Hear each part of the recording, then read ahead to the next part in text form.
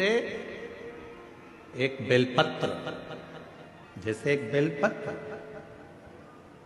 चाहे वो किसी भी अवस्था की हो, चाहे उस बेलपत्र का ये पत्ता आधा टूट गया हो, चाहे वो बेलपत्र का एक पत्ता भी पूरा टूट गया हो, चाहे वो बेलपत्र 2 पत्र की हो गई हो, चाहे वो बेलपत्र को कीड़ा खा गया हो, चाहे वो बेलपत्र खंडित हो गई हो, चाहे वो बेलपत्र किसी भी तरह की हो गई हो, चाहे वो बेलपत्र शंकर जी पे चढ़ी क्यों ना हो, चाहे वो बेलपत्र एक किताब में रखकर सूख गई हो, चाहे वो बेलपत्र के टुकड़े टुकड़े हो गए हो, चूरा चूरा हो गया हो, तो भी वो बेलपत्र मेरे शंकर भगवान स्वीकार कर लेते हैं।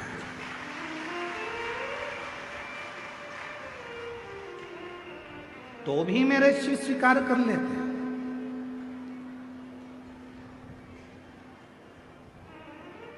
कभी अगर मौका लगेगा तो हम अपनी जिस गाड़ी से हम लोग आते जाते रहते हैं, उस गाड़ी में हम लोग एक किताब रखते हैं शिव जी की, वो एक किताब रखते हैं। उस किताब में बेलपत्र को, ऐसे बेलपत्र को हम लोग रख लेते हैं। क्यों रखी रहेगी? हमारे पास में कहीं सफर में, कहीं एकांत में एकांतेश्वर महादेव मिल गए, किसी ओटले पर, चबूतरे पर शंकर का शिवलिंग मिल गया, पानी तो गाड़ी में रहता ही है, चढ़ाया, अपनी पुस्तक में से बेलपत्र निकाली, बाबा को चढ़ा दी और चढ़ाकर वापिस उठाकर हम रख लेते हैं। फिर आगे गए, फिर कोई एकांतेश्वर महादेव मिल गए, चढ़ा दिया, बेलपत्र निकाली, बाबा को चढ़ा, स्वीकार कर। उस बेलपत्र में इतना बल उत्पन्न हो जाता है, क्योंकि एकांतेश्वर महादेव में एकांत में शंकर भगवान बैठे हैं, और आप उनकी आराधना कर कर वो बेलपत्र को चढ़ाकर स्वीकार कर कर जब औषधि के लिए लेकर आते हो, तो बड़े से बड़े रोग पर भी वो बेलपत्र काम करना प्रारंभ कर। वो बेलपत्र, अब कई माताएं यहाँ पर आती हैं, कई माताएं हमारे पास में यहाँ पर आती हैं, जिनका नाम हम पुकारते हैं वो आती हैं, हम बेलपत्र देते हैं तो किसी किसी की बेलपत्र टूटी हुई रहती है, खंडित रहती है, तो माता कहती है तो खंडित है गुरुजी, दूसरी दे दो।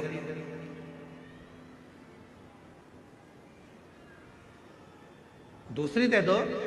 अब हम आपसे एक बात पूछें, जरा उत्तर दोगे क्या? तुमने हमसे कहा कि बेलपत्र खंडित है गुरुजी, दूसरी दे दो। तुम्हारे को बीपी है, ब्लड प्रेशर है, और तुम्हें डॉक्टर ने गोली दी है, ठीक है, समझना जरा बहुत अच्छे से, बीपी है, ब्लड प्रेशर है, एक गोली डॉक्टर ने दी है कि रोज खाना, और तुम्हारा पोता, तुम्हारा नाती उस गोली को तोड़ दिया, गोली के 2 टुकड़े कर दिए उस नाती ने।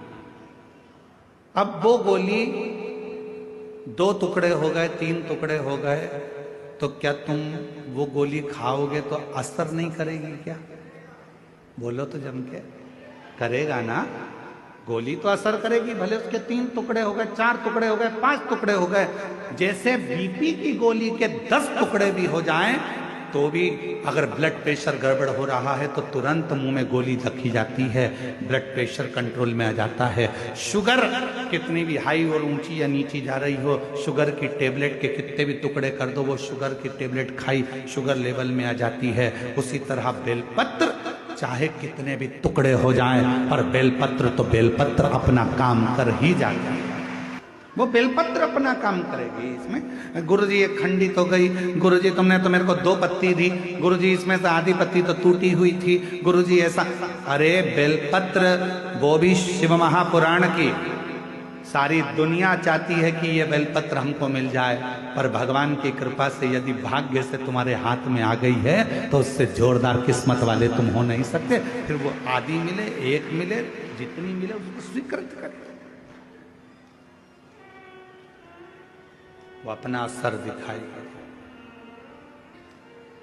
ऐसा नहीं कि वो अपना असर नहीं दिखाएगी, वो अपना असर दिखाएगी। कई लोग कह देते हैं नंदी तो पत्थर का है गुरुदेव,